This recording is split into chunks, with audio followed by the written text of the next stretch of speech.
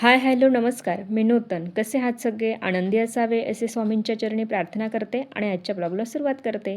तर आज मला वर्षभरासाठी लोणचं टाकायचं होतं, ते म्हणजे 5 किलोचं. पण मी थोडी बाहेर गेली होती, तर ते म्हणजे माझ्याकडे मोठी बरणी होती लोणचं टाकायची. पण जे काही आपण रोजसाठी काही लोणचं काढत असतो ना, त्यासाठी छोटी बरणी नव्हती. म्हणून मला ती घ्यायची होती, म्हणून मी दुकानात गेली. पण पाहिजे तशी मला मिळाली नाही. जी अवेलेबल होती तीच घेतली. त्यानंतर मी सुपर शॉपमध्ये गेली, कारण की लोणच्याचा जो बाजार असतो म्हणजे लोणच्यासाठी लागणारं साहित्य तर मी सुपर शॉपमधूनच घेत असते. म्हणून शॉपमध्ये गेली आणि तिथे जेवढं काही मला साहित्य लागणार होतं लोणचं टाकण्यासाठी ते मी सगळं या शॉपमधनं घेतलं. आणि काही जे सामान असेल किंवा जे लागणारं साहित्य असेल ते माझ्याकडे घरी होतं. त्या गोष्टी किंवा ते साहित्य न घेता मी जे लागणार होतं ते घेतलं. सध्या तरी काय जो काही किराणा लागत असतो ना आपल्याला तो सध्या डीमार्टमधूनच घेतला जातो. पण काही गोष्टी अशा असतात ना डीमार्टच्या त्या खूप खराब वाटतात. लोणचं हे वर्षभरासाठी असतं म्हणून मी त्या काही लोणच्याच्या जे काही लागणारं साहित्य होतं ना मी ते डीमार्टमधून न घेता सुपर शॉपमधनं गेलं. कारण की क्वालिटी पण चांगली असते. आणि डीमार्टची जी काही वस्तू असतात ना ते खूप दिवसापासून पडलेल्या असतात असं मला तरी वाटतं. म्हणून ते मी साहित्य काही घेतलंच नाही. त्यानंतर जीएनसीचं त्याच्या सेक्शनमध्ये चालूच होतं की त्याला काय घ्यायचं असं म्हणून. त्यानंतर माझ्या नजरेत पुन्हा पडली ती म्हणजे लोणच्याची बरणी. छोटी बरणी मला हवी होती. पण त्याआधी माझी ती एक बरणी घेतली गेली होती. पण त्यानंतर मी विचार केला तर मला अशी बरणी पाहिजे होती म्हणजे त्या बरणीचं जे झाकणाची साईज असते ना ती मोठी पाहिजे. म्हणजे आपण ज्यावेळेस तिला चमचीने बाहेर काढतो ना तर ती सहज निघाली पाहिजे अशा पद्धतीने पाहिजे होती. आणि ही बरणी नेमकी तशीच होती. म्हणून ती घेण्याचं माझं चालू होती तिची किंमत पण खूप स्वस्त ती म्हणजे ₹90. तर मी ती घेतली पण. म्हणजे माझ्याकडे आता एक न होता तर 2-2 बरण्या झाल्या.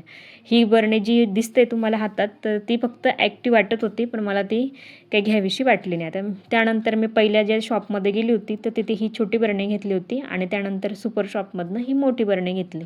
म्हणजे चमचीने काढताना खाली निघत नाही, एक तर मग खाली पडतं अशा पद्धतीने असतात. म्हणून मला थोडंच झाकणाची जी साईज असते ना मोठी समोरची ती मोठी पाहिजे होती.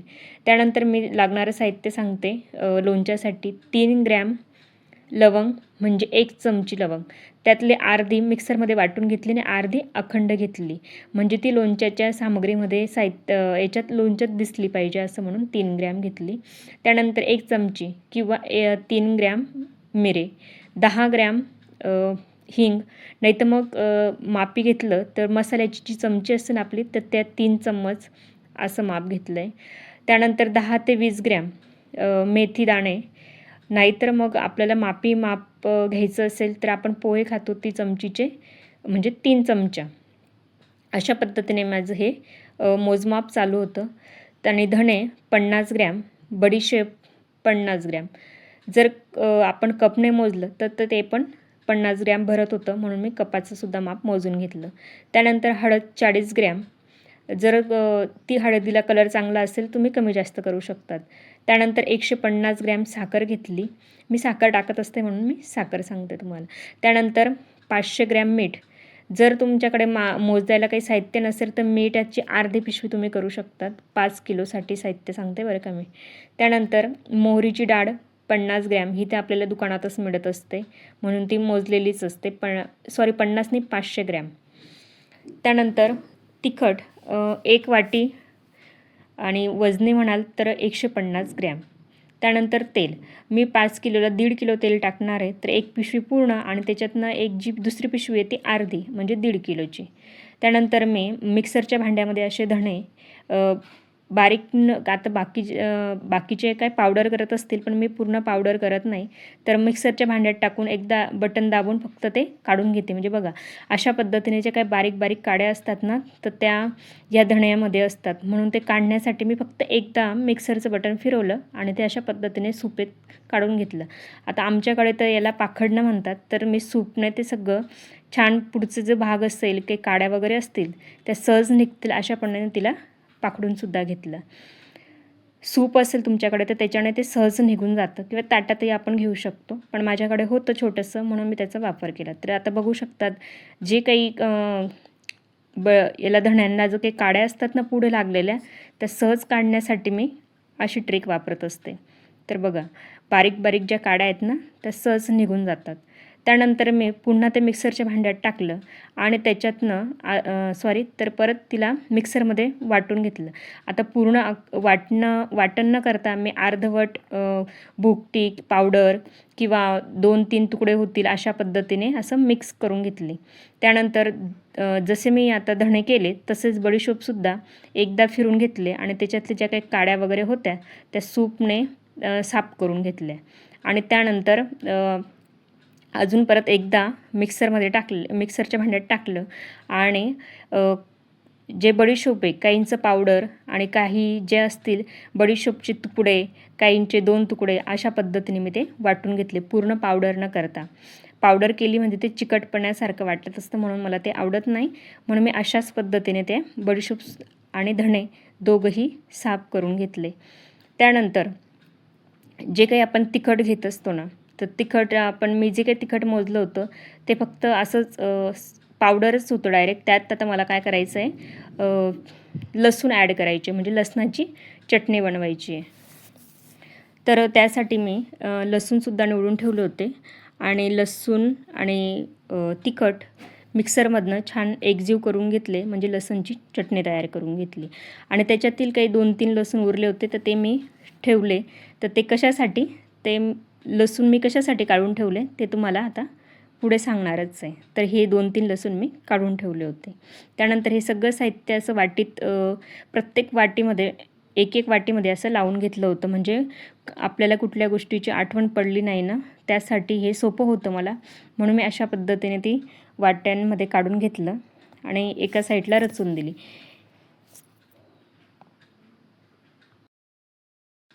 आता मी सगळ्या वाट्या अशा का लावून घेतल्या, तर ज्यावेळेस हे सगळं मिश्रण आपल्याला एकत्र न करता आपल्याला त्याची लेअर करायची असतात. मग आता आधी कुठली लेअर टाकायची ह्यासाठी मी अशा एका लाईनीत सगळ्या वाट्या लावून घेतल्या, म्हणजे मला ते पटकन लेअरसाठी वापरता येईल. तर सगळ्यात आधी मी साखर टाकत असते, म्हणजे ती आपण गोड साखर म्हणतो ना, ती साखर आधी तिची लेअर करून घेते. त्यानंतर तिची लेअर करून झाल्यावर मिठाची लेअर करते. तर ते परातीमध्ये असं व्यवस्थित थापून घेते, म्हणजे ते व्यवस्थित राहिलं पाहिजे. त्यानंतर मीठ टाकलं. आता मिठाच्या वरती आपली जी मोहरीची डाळ असते ती टाकायची, तीसुद्धा व्यवस्थित तिचा लेअर करून घेतला. त्या मोहरीची डाळीवर नंतर लसूणची चटणी तिचा लेअर केला आणि लसूणच्या चटणीनंतर धणे, बडीशोप याचा लेअर करून घेतला. असं सगळ्या व्यवस्थित स्टेपनुसार मी लेअर करून घेते. त्यानंतर वरच्या बाजूला बडीशोपच्या वरच्या बाजूला जसे की आपण ताटामध्ये वाट्या लावत असतो ना, त्या पद्धतीने बडीशोप एक ताट समजून त्यावर असे लवंग, मिरे, हिंग, मेथी अशा पद्धतीने टाकून घेतली. तर जे मेथी आणि लवंग टाकून झाल्यानंतर मी जो हिंग असतो ना तो असा वरती टाकला आणि त्याला एक छोटंसं होल करून घेतलं. तर ते कशासाठी मी तुम्हाला ते पुढे सांगतेच. तर अशा पद्धतीने मी सगळे लेअर लावून घेतले, म्हणजे काय होतं, व्यवस्थित मसाला भाजला गेला पाहिजे यासाठी माझी अशी लेअर लावलेली असते. आधी परातीत अशा सगळ्या व्यवस्थित लावून घेतलं लेअर वगैरे. त्यानंतर हळद राहिली होती ती कधी टाकायची ते मी तुम्हाला पुढे सांगते.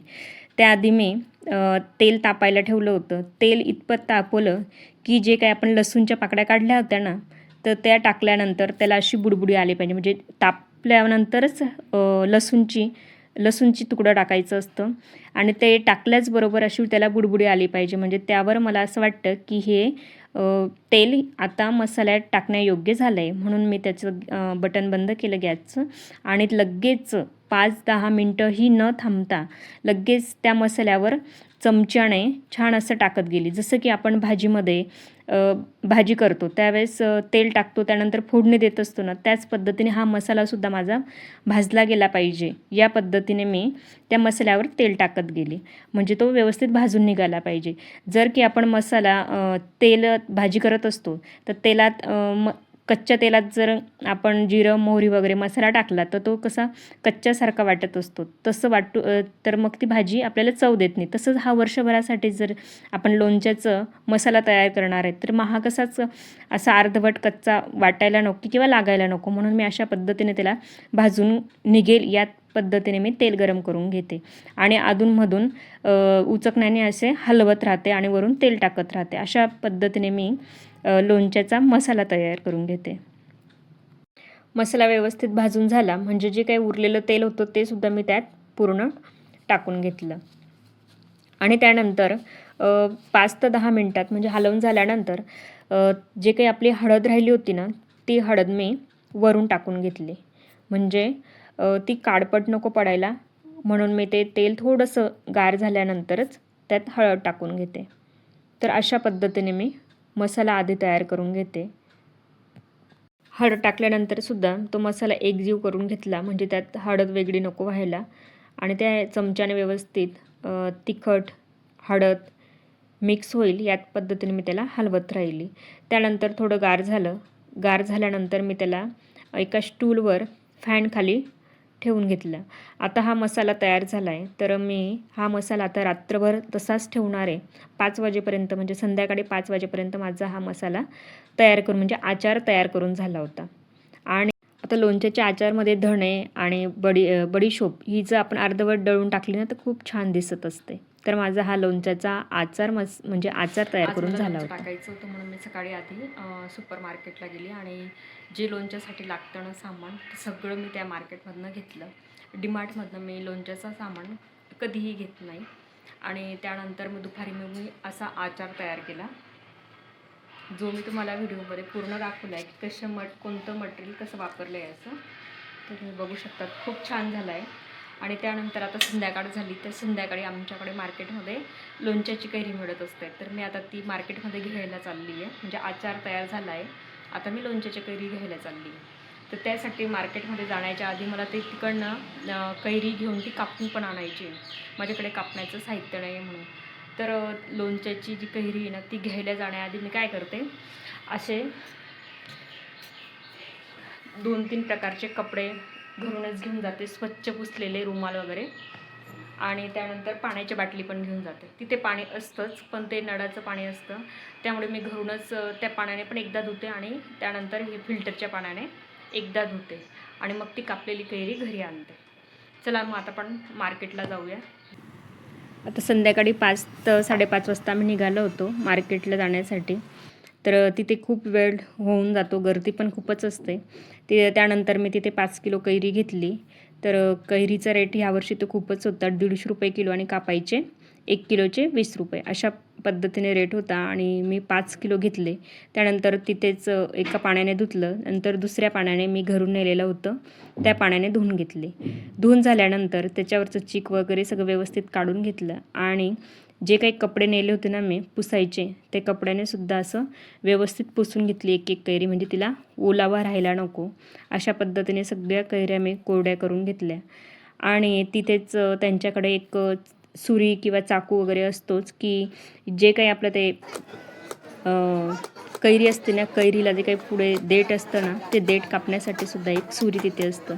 तर ती सुरीने मी ते देठही कापून घेतले आणि अशा पद्धतीने सगळ्या कैऱ्या छान त्यांनी आपल्याला लागणार असेल तशा पद्धतीने कट करून दिल्या. तरी आम्हाला येताना रिटर्न यायला 8 वाजले होते, म्हणजे 2 तास तर लागतातच. मग घरी आल्यानंतर मी प्रत्येक कैरी म्हणजे ते काय करतात फोडतात ना त्यावेळेस त्यात जी काही त्याच्यातल्या बिया वगैरे असतात ते सगळे एकत्र करून देतात, म्हणून मी सगळं व्यवस्थित हाताने एक एक फोड पुसून घेतली आणि एकदम स्पेशल फोड अशी रुमालात रचून दिली आणि ते हवेत कोरडे करून घेतले. त्यानंतर सकाळी उठल्यानंतर मी सगळ्यात आधी लोणच्याची कैरी जमा केली आणि आचारही खूप छान आणि गार झालेला होता, म्हणून मी ती आता लोणच्याच्या बरणीमध्ये भरायला घेतलं होतं. तर लोणच्याची बरणी मी आधीच घासून कोरडी करून ठेवली होती आणि त्यानंतर त्यात मला आता आज आचार टाकायचं म्हणजे लोणचं टाकायचं होतं. मग लोणच्याच्या बरणीत आधी मी पहिले खाली सगळ्यात आधी आचार टाकून घेतला, त्यानंतर अशा वरून चिरी टाकत गेली. आता चिरी टाकली तर त्यानंतर दुसरा लेअर माझा परत आचारचा टाकत असते. म्हणजे एक लेअर आपण लोणच्याची चिऱ्या टाकल्या की दुसरा लेअर लगेच आचार. अशा पद्धतीने मी लोणच्याची पूर्ण बरणी व्यवस्थित भरून घेतली. तर अशा पद्धतीने आज माझं वर्षभर जे लागणारं लोणचं असतं ना, ते टाकून झालं होतं. तर माझी ही रेसिपी तुम्हाला कशी वाटली ते मला नक्की कळवा. तर मी लेअरनुसार अशी लोणच्याची बरणी भरून घेतली आणि जे काही माप किंवा जे काही साहित्याचं मला सांगितलं, मी ते ग्रॅममध्ये, किलोमध्ये सगळं साहित्याचं मोजमाप मी माझ्या मम्मीकडूनच घेतलं होतं. मी माझ्या मनाने कुठलंही त्यात ॲड केलं नाही आहे. तिने जसं सांगितलं तसं मी त्याच्यात ॲड करत गेली आणि तसंच तुमच्यासोबत पण शेअर केलं. त्यानंतर मी लोणच्याच्या बरणीत ठेवण्यासाठी अशी छोटीशी चटई तयार केली आणि त्याच्यावर हे लोणच्याची बरणी ठेवत असते. त्यानंतर त्या बरणीवर स्वच्छ पांढरा रुमाल टाकून घेतला आणि त्या रुमालावर जाडी जी होती, जाडी माझ्याकडे म्हणजे किंवा आपण गाळणी वगैरे चाळणी काही ठेवू शकतो, ते ठेवून घेतलं. चला भेटूया पुढच्या व्हिडिओमध्ये.